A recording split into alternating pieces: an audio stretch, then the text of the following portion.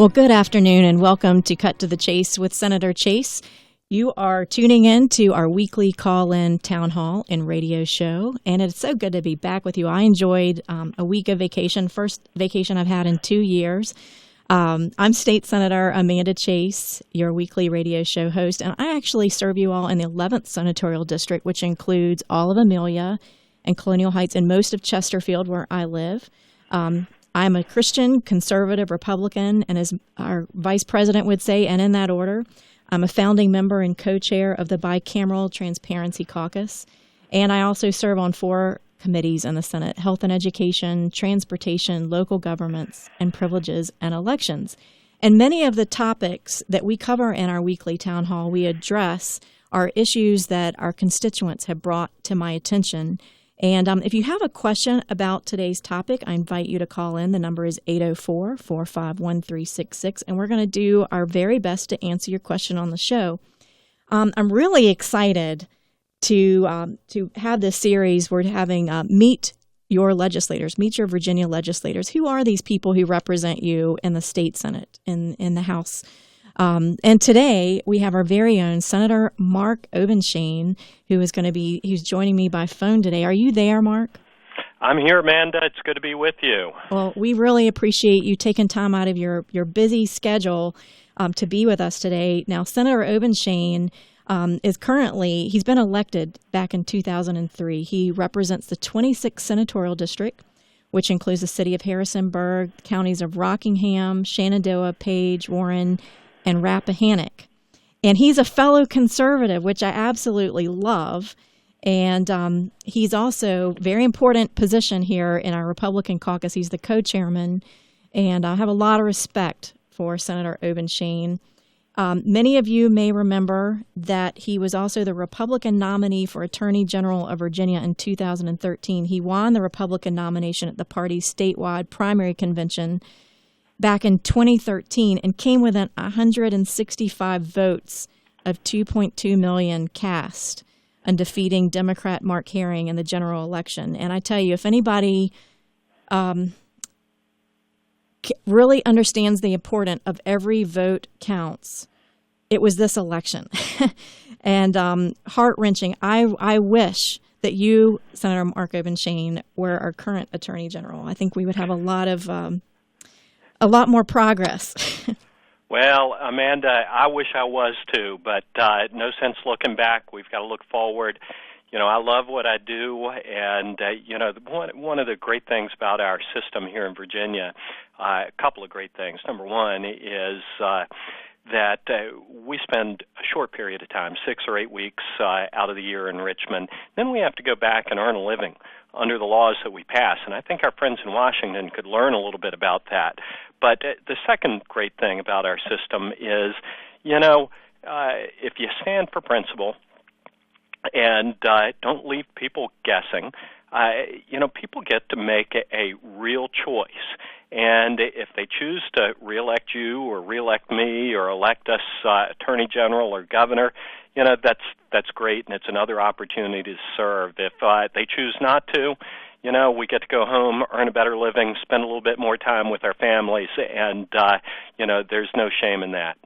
Well, I certainly appreciate you coming on the show today. You have so much experience. As I mentioned earlier, Senator Obenshain was elected back in 2003, and he is one of what I would call the strong orators for our conservative caucus's mission. And just appreciate his ability to articulate our positions, whether we're talking about a pro-life issue, whether we're talking about charter schools, which is one of the things I want to talk about.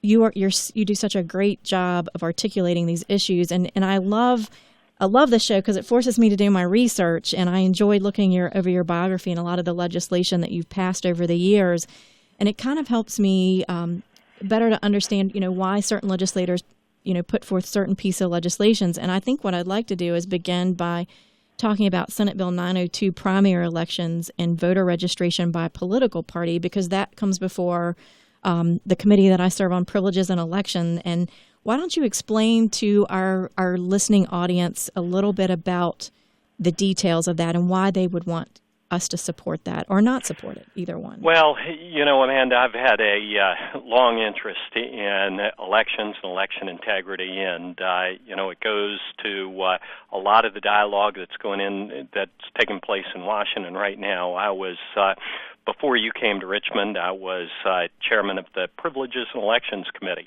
and the charge of that committee is to have free, open, and fair elections, and to do what we can to promote those goals. And I'm pleased to say and remind your listeners that you're now on that committee and are championing that cause.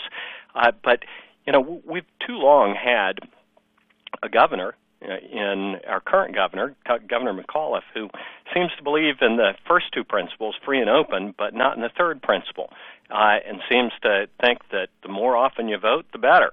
And we just have had a real challenge in making sure that we had fair elections in Virginia.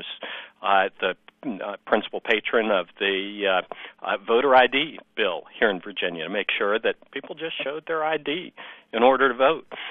We have, unfortunately, also a long history of people meddling in each other's primaries. I mean, if we're going to have primaries in Virginia, I believe in the First Amendment. I believe in the right to freedom of association. And what that means is that as Republicans or as Democrats, we get to say that our candidates are going to be picked by Republicans or Democrats. I love conventions. I mean, you and I share that, and I've always had conventions and support conventions, and am glad to have that as one of our nominating contests. But when, like this year and other years, we do have a primary, I think that the Democrats and Republicans ought to be able to say, it's open only to Democrats or open only to Republicans. It ought to be our choice. And we have no way of doing that unless people register as Republicans or Democrats. And quite frankly, if we registered as Republicans or Democrats, it would be up to the party.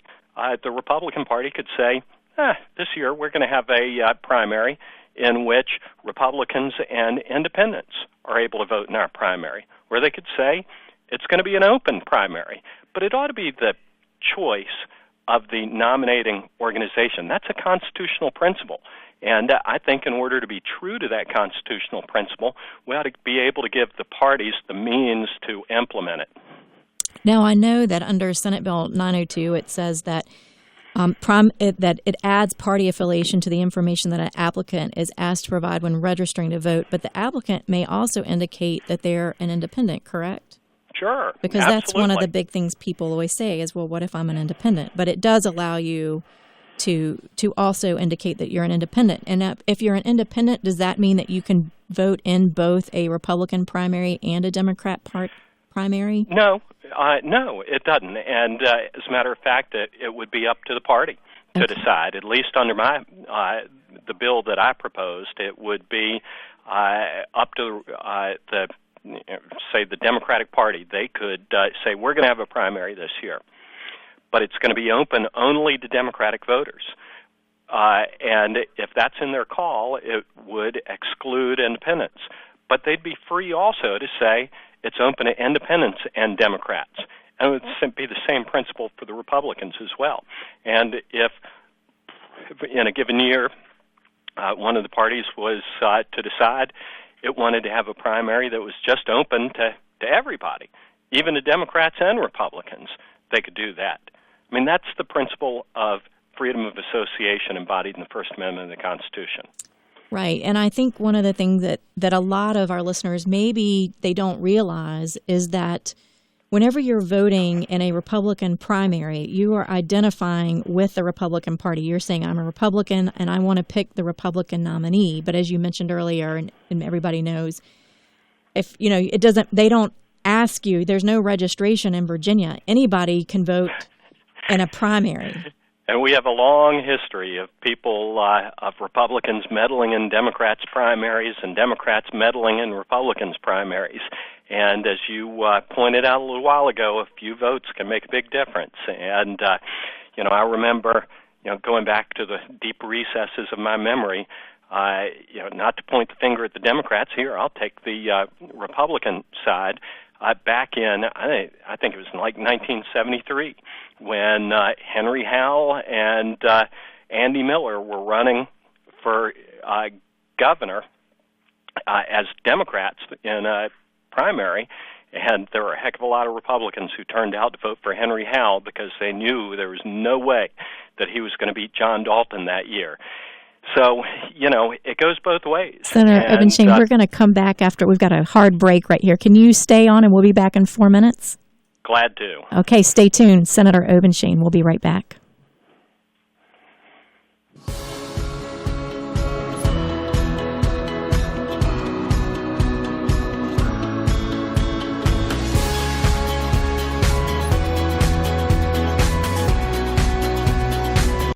This hour on WNTW 820 The Answer, featuring Cut to the Chase with Senator Chase, is sponsored by All-in-One Services, Richmond's leader in flooring, bathroom, and kitchen remodeling. Call All-in-One Services today at 1-888-MY-CONTRACTOR. All-in-One Services has been Greater Richmond's premier floor, bath, and kitchen remodeler for over a decade, saving local homeowners thousands of dollars. Call All-in-One Services now at 1-888-MY-CONTRACTOR. With All-in-One's A to Z service, you won't need subcontractors. Everything is included. All-in-One also lets you see your kitchen before it's remodeled with 3D software suited for homeowners and contractors alike. You'll quickly see why All-in-One is consistently in the top 5% of Angie's List and a repeat winner of their Super Service Award. With your floor, bath, and kitchen remodeling needs, call All-in-One Services today at 1-888-MY-CONTRACTOR. That's 1-888-MY-CONTRACTOR.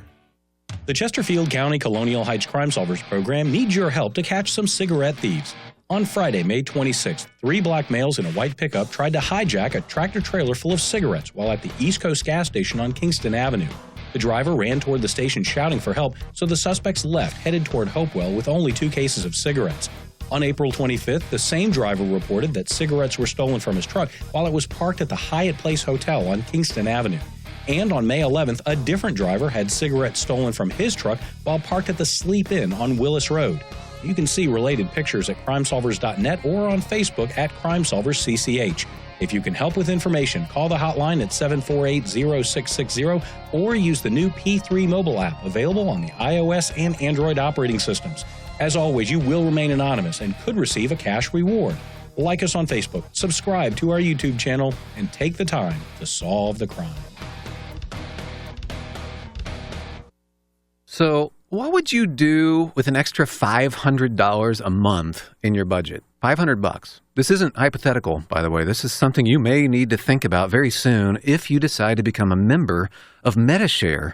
MediShare is a way to pay for your health care, and typically it costs $500 less per month for a family versus other health care plans. So seriously, think about this. You could pay off loans, pay down a mortgage, save the money for retirement, donate to charity. That would be a big deal. But you know what? Here's the best thing. MediShare works. It has 250,000 members, and it's growing fast. With MediShare, not only do you save, you don't have to pay for things you don't believe in either, and that is a beautiful thing too. So here's how you can find out more, and you might actually wind up saving even more than $500 a month.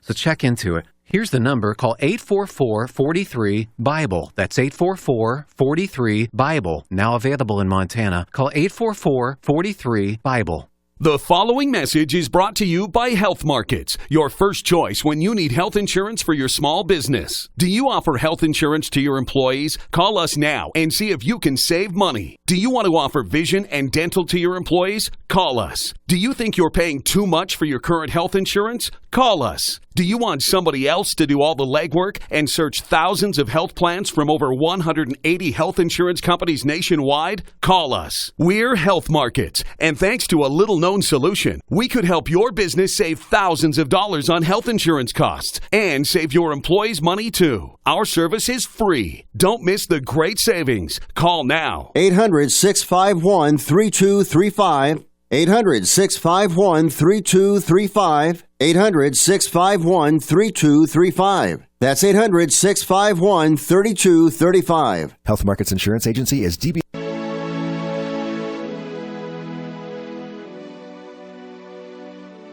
Thanks for tuning in today to Cut to the Chase with Senator Chase, our weekly Thursday call-in town hall and radio show. And I am joined by phone today with Senator Mark Obenshain, the Shenandoah Valley's 26th state senator.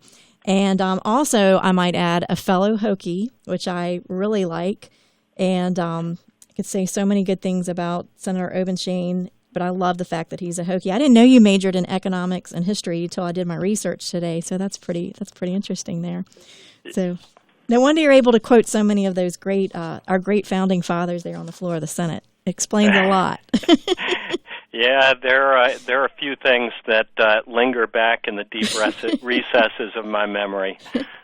Well, before we went, and I also do want to add that Senator Obenshain is an attorney. He began practicing law in Harrisonburg in 1987, and he's the founder of the Obenshain Law Group. And he's practiced law in Harrisonburg in the Central Virginia area for 26 years.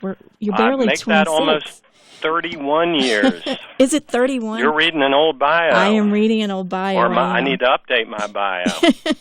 Either one, yes. Or I need to do. I actually have a degree in finance, so I should be able to do the math in my head. But anyway, nonetheless, before we got cut at the break, we were talking about primary election. We were talking about voter registration by political party, and really the importance of every single vote counting, and how when we have a Republican primary, how we really want to have our Republicans, not Democrats, picking our nominees, and just how important that is.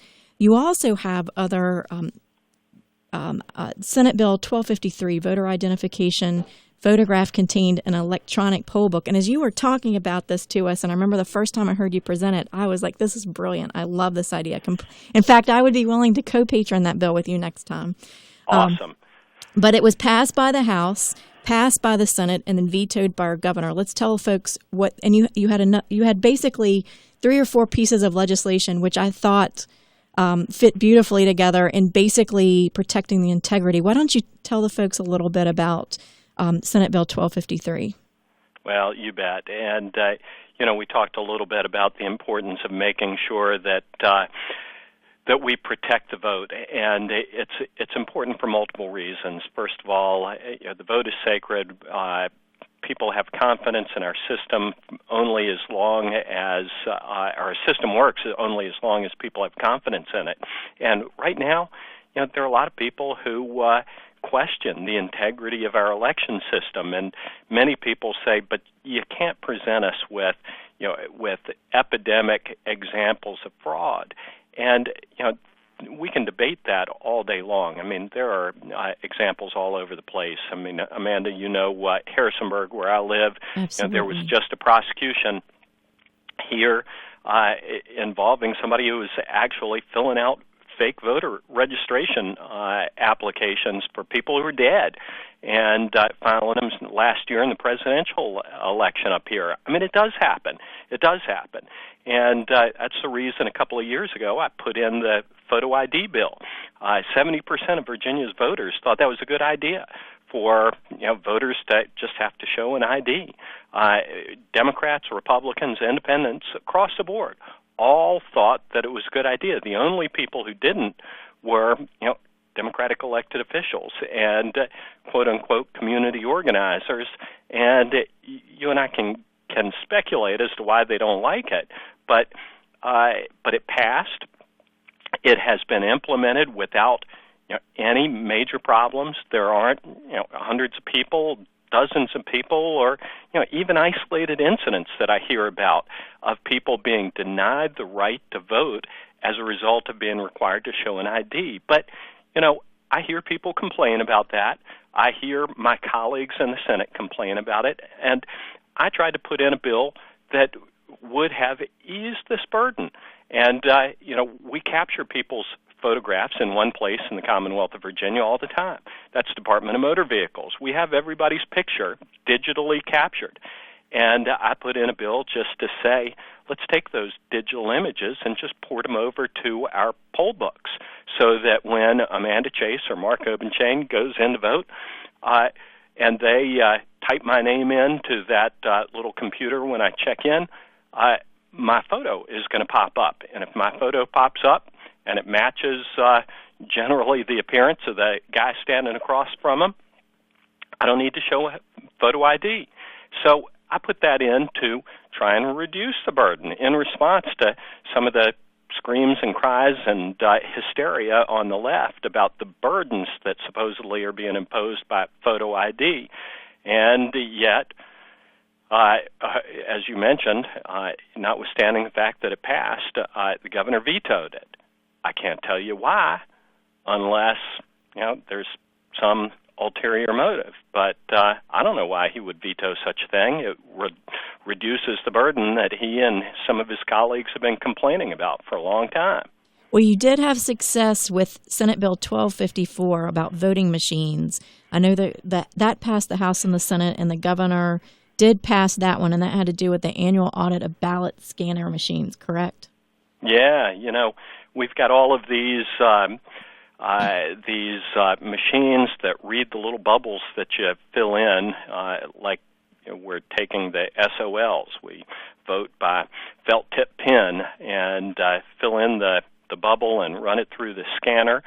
And the concern among a lot of people is, how do I know that that scanner's counting my ballot accurately? Mm-hmm. And what this bill does is it does the same thing that a number of other states have done. It requires once every 5 years for each machine to be audited. And it gives some broad discretion as to how the audits are to run, but it gives us confidence that our votes are being accurately counted and that we're not suffering we're not getting unreliable results as a result of defective machines. Now, I know we've only got a minute before we go to the break, but I definitely want to talk about charter schools. Senate Bill 1283, the Board of Education shall only establish regional charter school divisions. That passed the House and the Senate, but was vetoed by the governor. Can you tell us a little bit about that? I don't know whether I can in the short period of time we've got, but I want to tell you, Amanda, I've never served on the Education Committee, but I have a heart for kids. And I believe that we have an obligation to children in Virginia, no matter where they live, to make sure that they get the same world-class education that some of our counties are providing. And charter schools have done a great job of rescuing children in failing school divisions across the country. And Virginia has too long been hostile to this kind of educational innovation. And I have tried every way I possibly can come up with to try and get an opening for charter schools in Virginia, to drop a lifeline to kids in these failing school districts. And I want to tell you, these aren't school districts that you and I represent. And nobody can accuse me in this of trying to benefit the kids in my district. I'm pretty pleased with the quality of schools, but we have school systems elsewhere in Virginia. Many of the people in those districts are voting for Democrats. Senator Obenshain, can you come back? We're working for those kids. Can you come back after the break? We have a 4-minute break. I'm looking at your schedule, and I'm thinking you had to be somewhere, but I am happy to have you on for the rest of the show. We can talk about charter schools. There are a number of other things I'd love to chat with. Are you able to come back after the break, or do you need to go? I can come back for a few minutes after the break, Amanda. Hey, we'll take you as long as we can. All right. Senator Obenshain, we'll be right back in 3 minutes. Hey, Liz. With SRN News, I'm Rich Thomason in Washington. After close to 9 years in a Nevada prison, O.J. Simpson will soon be a free man. Members of the state parole board made their decision earlier today. Simpson had been doing time in an armed robbery case. From both sides of the aisle in the U.S. Senate, there's been an outpouring of support for a colleague facing a serious health challenge, Senator John McCain, starting a battle with brain cancer. President Trump says he would not have chosen Jeff Sessions for Attorney General if he had known that Sessions would recuse himself in the Russia investigation. Sessions says he loves his job in the Justice Department and does not plan to resign. A stubborn wildfire burning near Yosemite National Park has destroyed 45 buildings, forced thousands from their homes. On Wall Street today, the Dow down 29 points, the NASDAQ up 5. More details at srnnews.com. Hi, I'm Jay Farner, CEO of Quicken Loans. Every day people ask me, Jay, did I miss out? Have the rates gone up? The answer is no. Rates are still low, and it's a perfect time to refinance your home, especially if your mortgage rate is higher than 4.25%. If you'd like to lower your interest rate and save thousands of dollars in interest without starting over on a new 30-year loan, a Quicken Loans Yorgage is what you're looking for. With our exclusive Yorgage, you can choose a term that works best for you, anywhere from 8 to 30 years. The rate today on an 8-year Yorgage is 3.25%. APR 3.75%. For 7 years in a row now, J.D. Power has ranked Quicken Loans highest in the nation for customer satisfaction for primary mortgage origination. And for the third year in a row, they've also ranked us highest in the nation for mortgage servicing. Call us today at 800-QUICKEN or go to QuickenLoans.com. That's 800-QUICKEN. For J.D. Power award information, visit jdpower.com. Call for cost information and conditions. Equal housing lender. Licensed in all 50 states. NMLSConsumerAccess.org number 30. This week, the Hopewell Prince George Crime Solvers is seeking information on a recent robbery. On June 5, 2017, at approximately 10:27 p.m., a masked subject entered the 7-Eleven located at 3301 Oaklawn Boulevard in Hopewell and robbed the clerk at gunpoint before fleeing the business. The offender is described as a black male with a medium complexion, 25 to 35 years of age, 5'9" to 6 inches tall, 150 to 180 pounds with a medium build. He was last seen wearing a dark hooded sweatshirt, blue jeans, black in color sneakers, and was in possession of a dark in color handgun. Any persons having information on this crime are encouraged to contact the Hopewell Prince George Crime Solvers in Hopewell at 541-2202 or in Prince George County at 733-2777. You can also provide a tip via the web at tipsoff.com. If your information leads to an arrest, you can receive a cash reward of up to $1,000. Remember, criminals have nowhere to hide with you on our side. Lieutenant Paul Intravia for the Hopewell Prince George Crime Solve. Beat the heat before the heat beats you. Call Daniels Heating and Refrigeration now at 804-379-1155 for your free quote. Summer heat is rolling in, and Daniels Heating and Refrigeration is offering a free Wi-Fi thermostat with any system replacement. Extend the life of your HVAC system. Save energy with a low-cost maintenance agreement. Call Daniels Heating and Refrigeration now at 804-379-1155. That's 804-379-1155. We know it was them who sent sound bites of Michael Savage to England to get him banned in England. You Nazi rats, you. You left-wing Nazi rats. Half of you are children of Holocaust survivors. You rats, you've been on drugs so long, you don't even know you become the worst scum on the planet. Tune in to the Savage Nation, weekdays, here on Richmond's Choice for Conservative Talk Radio. WNTW 820, The Answer.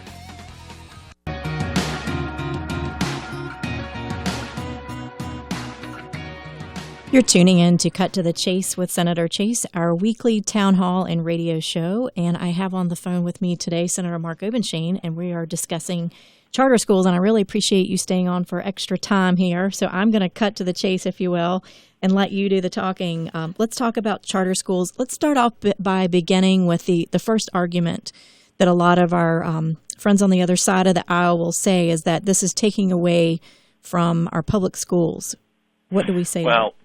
Well, first of all, I believe in all of the above education reform. I don't believe that there's any single panacea that is going to miraculously solve all of our education woes. This is not a panacea. It is something that has the capacity to help an awful lot of children in areas where schools are not performing up to standards. It's important to remember that charter schools are public schools.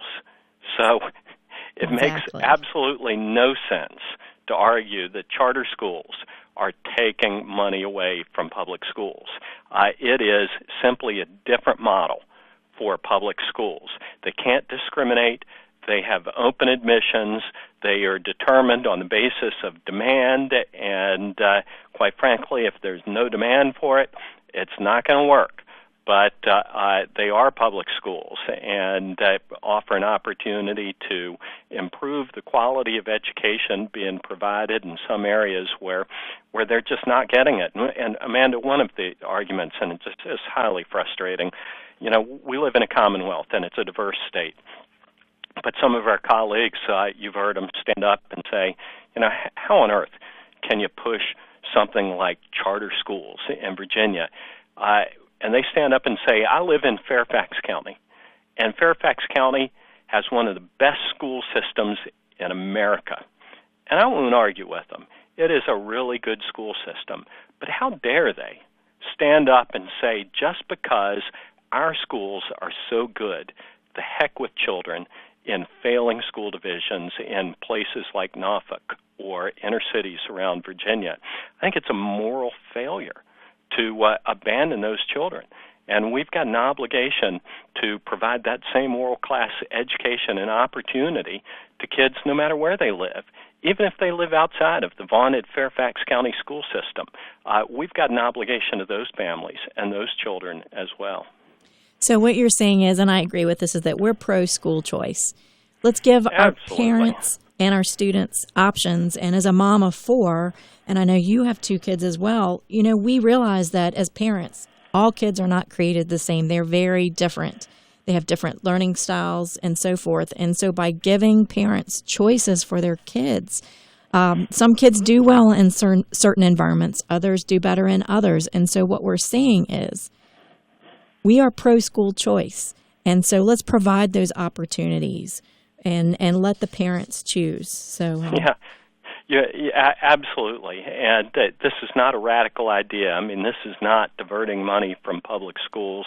I mean, this is school choice light. I mean, it is public school choice, which I think is a great thing, too. And it's been something that Democrats and Republicans have been able to actually link arms and work together on, and except here in Virginia, where the Democrats and the Virginia Education Association, which, by the way, does a very good job, not of lobbying for children, but of lobbying for benefits, the organization does. I've got a lot of friends who are in the VEA. The rank-and-file VEA members are wonderful folks who do a super job educating our kids. But their leadership is just really terribly misguided on this. I agree with you on that. And I think you do such a wonderful job of articulating our position on that. And, I think fear sometimes, especially teachers, maybe sometimes they fear competition. Maybe they would lose a job, but that is clearly not the case. If anything, it provides more opportunity. It's funny, Amanda. I've heard that an awful lot, that teachers are opposed to charter schools, that parents don't want them and teachers don't want them. Well, the experience has been just the opposite. Mm-hmm. Most of the teachers I know, and I'm the son of a 4th grade teacher, and most of the teachers I know want the freedom to do what they love doing, and to be an innovator, to use their judgment and their skills in educating kids. And they don't feel like they're able to do that under some of the restrictions imposed in our traditional public schools. And in Virginia Beach a few years ago, they actually converted one of their public schools into a split unit, drew a line down the middle. Half of it was turned into a charter school. The other half was kept as a traditional public school. And opponents said, you'll never get kids who want to go there, and you'll never get teachers to teach there. Well, the first day that they interviewed teachers, they had teachers lined up around the building dying to teach there. They had probably 3 times as many teachers as they had openings. Teachers loved the opportunity to teachers go want and to teach there. Teachers say, just let us teach. Well, we have to go to the break now. Are you able to stay again, or do you have to go? Amanda, as I mentioned, I got to go earn a living under the laws that we pass, and I'm a lawyer and getting ready to start a jury trial, and not today, but I'm busy preparing for it, and I've got some folks coming in, but you do a great job.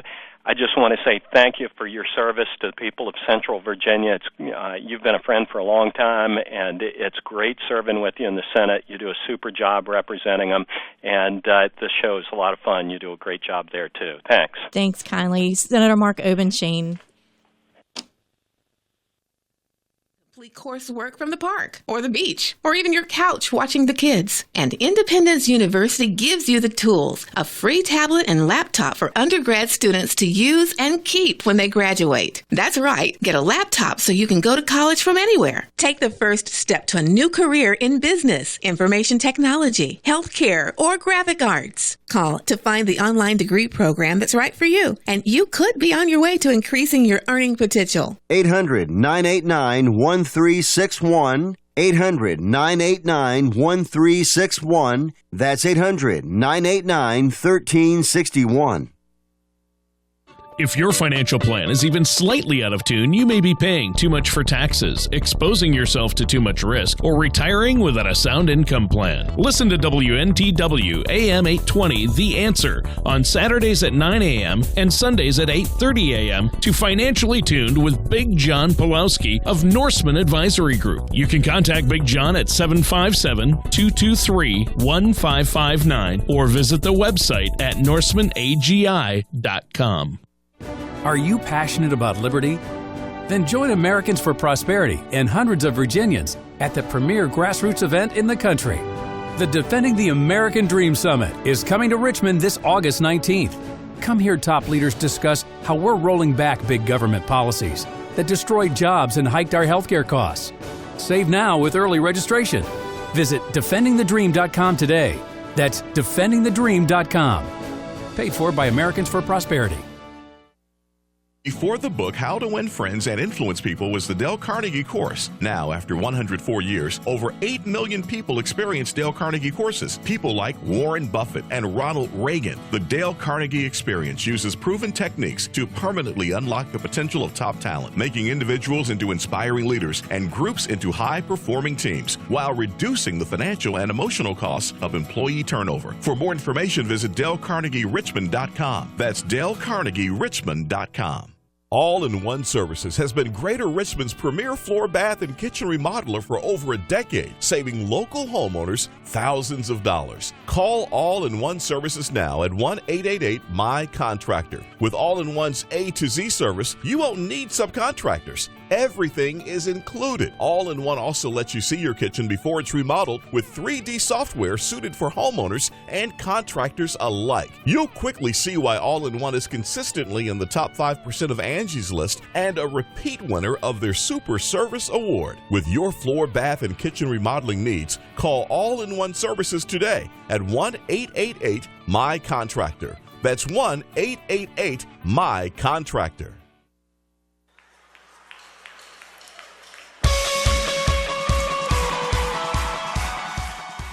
Well, welcome back to Cut to the Chase with Senator Chase, your weekly town hall radio show. We hope you call in today. The number is 804-454-1366. I'd love for you to call in, and certainly appreciate having Senator Mark Obenshain call in today. And my plan is to have a different state senator each week, so you'll definitely want to tune in. We're working on getting Senator Stanley to come next week and share with you some of the legislation that he put forward this year.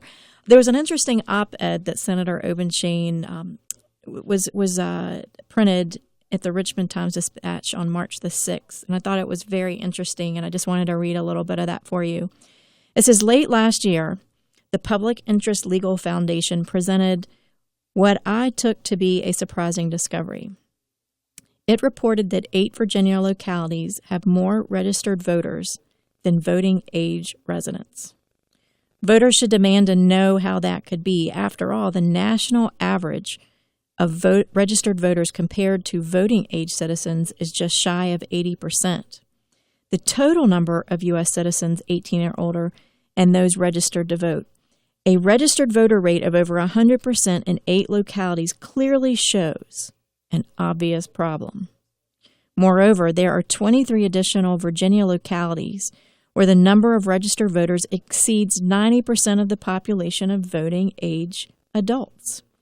All this according to the census data just updated in June of 2016. Something is clearly wrong. And if you remember, we had Clarabelle Wheeler, who is a State Board of Elections co-chair. Early in the session, so what the question is, something's clearly wrong. We talked about it. In fact, we had a joint session of the Senate and the House in Privileges and Elections, and we listened to all the registers. Y'all remember this? So the question is, I'm going to go back to the editorial here. Are the census figures wrong? Are these counties just growing so rapidly that voters are flooding in faster than they can be counted? Are the voter rolls so neglected and out of date that they are filled with the names of voters who have long since moved or died? Or is it just some weird phenomenon that simply can't be explained? Inquiring minds want to know. While I, meaning Senator Obenshain, might venture to guess, I really don't know the answer to these questions. I do believe that the registrars in the 8 counties should be asked to investigate and to offer a public explanation to the Virginia Department of Elections as to how they could have possibly registered more voters than voting age adults. This year, the General Assembly agreed, and we passed legislation, it was Senate Bill 1105, requiring an inquiry and a public report of the findings. On the way through the legislative process, a party line division developed, with General Assembly Democrats claiming that it would somehow expose voters, quote unquote, to the risk of improper disenfranchisement. In fact, the governor vetoed the bill, parroting the same line in his veto message. The legislation, however, didn't require a single voter to be removed from voter rolls.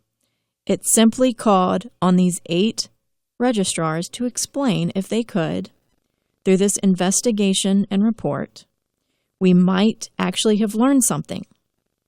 We might have learned that the census figures are wrong, that the locality is growing extremely fast, or perhaps even that the voting rolls are a mess and need to be cleaned up. What does the governor's veto really say? It says that the governor doesn't want to know, or want the rest of us to know, why there appear to be too many people on voting rolls in these localities. The 8 localities with more voters are the ones you'd expect. They're some of the fastest growing areas in Virginia: Alexandria, Arlington, Loudoun County, Fairfax City and County, Falls Church, and Manassas, and only James City County as the outlier. But the other 15 are all over the Commonwealth. Surrey County to Prince William to Rappahannock, Craig County, yes, Chesterfield, and we've talked about that on the show, and New Kent, to name a few. This isn't an isolated phenomenon. We're seeing irregularities all over Virginia, in rural, urban, and suburban areas. Just last fall, there was a highly publicized incident in which a paid operative working on a Democratic voter registration drive was caught filing registration forms for dead, quote-unquote, would-be voters in Harrisonburg. He was caught when an alert worker in the registrar's office recognized one name to be the deceased father of a local judge. There may not be similar occurrences in the 8 localities that appear to be over-registered, but the registrars there owe their voters some explanation. Our system of elections is built upon the premise that we are all committed to free, open, and fair elections. Not free, open, or fair. Both political parties must be committed to those principles. Where issues arise that undermine the confidence of voters in the fairness of our system, it places in peril the system as a whole. When it comes to the fairness of our system of election, there is no room for partisanship. When partisanship enters the equation, the voters should be suspicious. In this instance, their suspicions should be directed at those who do not want answers to reasonable questions about the integrity of our voter rolls. And that editorial op-ed was by Senator Mark Obenshain, and I completely agree. Folks, that's why we spent so much time bringing in experts to talk about voting in Virginia, talking about voter fraud, making sure that every vote counts, making sure that we're doing what we need to do to make sure that your vote counts every single time. I'm going to switch gears on you. We're going to talk about Dominion for just a minute. Dominion, I don't know if you saw in the Richmond Times-Dispatch, it talked about how Dominion is now required to perform water, soil, and fish tissue testing at leaking Chesapeake coal ash ponds. And I know we've talked about that a lot, so this is a little bit of an update. This mainly pertains to the Elizabeth River, but Dominion Energy is now required to test the water, fish tissue, and the sediment in the Elizabeth River for the next 2 years. And a federal judge ruled in a lawsuit that claimed contamination from the utilities coal ash ponds in Chesapeake. And we've talked about that it's been seeping into the river for years. The judge also is requiring Dominion to apply for new permits for the Virginia Department of Environmental Quality that will dictate how the ash will be handled moving forward. So we had a ruling on Thursday by the U.S. District, last Thursday, by U.S. District Judge John Gibney Jr. And we're still reviewing exactly what it means. The court was clear. It says the court was clear in its March ruling that it was not ordered removal of the ash. That's what spokesperson Robert Richardson from Dominion added. When we come back, we're going to finish talking about this a little bit, but I just wanted to give you an update. We'll be back in about 3 minutes. Stay tuned. Cut to the chase with Senator Chase.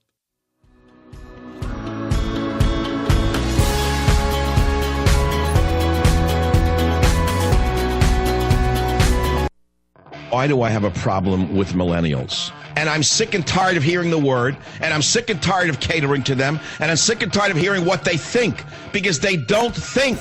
All they do is spew the data that they get off an iPhone or what's been put into their silly little heads in the public schools. Tune in to the Savage Nation, weekdays, here on Richmond's Choice for Conservative Talk Radio, WNTW 820, The Answer. Beat the heat before the heat beats you. Call Daniel's Heating and Refrigeration now at 804-379-1155 for your free quote. Summer heat is rolling in, and Daniel's Heating and Refrigeration is offering a free Wi-Fi thermostat with any system replacement. Extend the life of your HVAC system. Save energy with a low-cost maintenance agreement. Call Daniel's Heating and Refrigeration now at 804-379-1155. That's 804-379-1155. All-in-One Services has been Greater Richmond's premier floor, bath, and kitchen remodeler for over a decade. Call All-in-One Services now at 1-888-MY-CONTRACTOR. With All-in-One's A to Z service, you won't need subcontractors. Everything is included. With your floor, bath, and kitchen remodeling needs, call All-in-One Services today at 1-888-MY-CONTRACTOR. You'll quickly see why All-in-One is consistently in the top 5% of Angie's List. That's 1-888-MY-CONTRACTOR. Get your daily inspiration on our sister station, the Truth Network of Richmond, on AM 590 and 107.7 FM. The Truth Network is now on 107.7 FM, just up the dial. For 24 hours of encouragement, enjoy 107.7 FM. Realign your focus on the most important things. Just turn your dial to our sister station, the Truth Network of Richmond, on 590 AM and 107.7 FM. Before a trip, you program your destination into the GPS. You need the best directions to get where you want to be. You will arrive at your retirement in 8 It's the same for retirement. You need a voice to guide you. In Richmond, that voice is Isaac Wright. Join him every Saturday at 3 and Sunday at noon on WNTW 820 The Answer. Isaac's experience can help your retirement journey feel like a drive down easy street. Take the first step by tuning in Saturdays at 3 and Sundays at noon for Retire Right with Isaac Wright. Arriving at your retirement. Are you passionate about liberty? Then join Americans for Prosperity and hundreds of Virginians at the premier grassroots event in the country. The Defending the American Dream Summit is coming to Richmond this August 19th. Come hear top leaders discuss how we're rolling back big government policies that destroyed jobs and hiked our healthcare costs. Save now with early registration. Visit defendingthedream.com today. That's defendingthedream.com.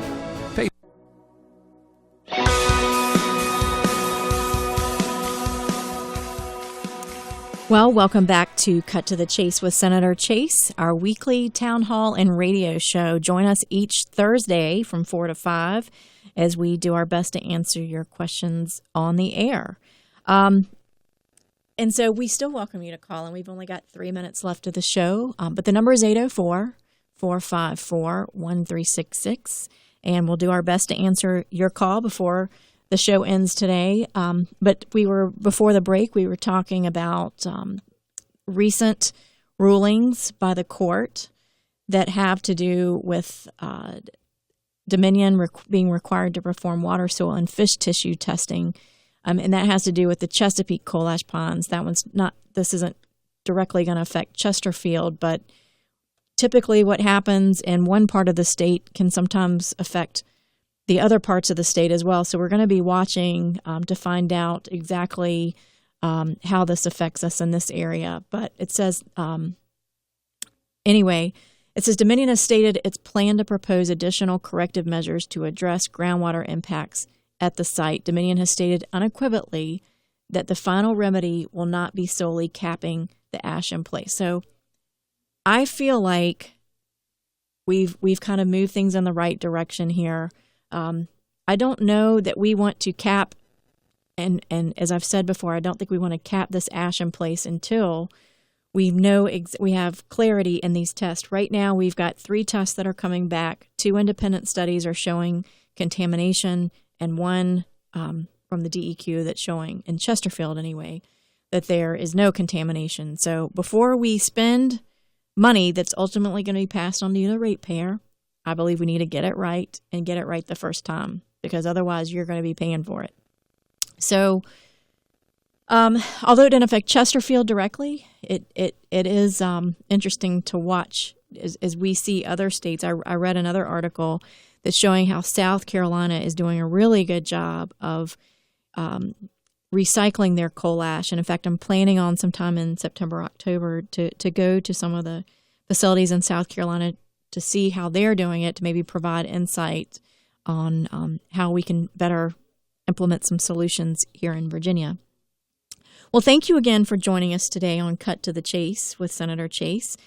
This is WNTW The Answer, or you may be joining us on FM 97.7.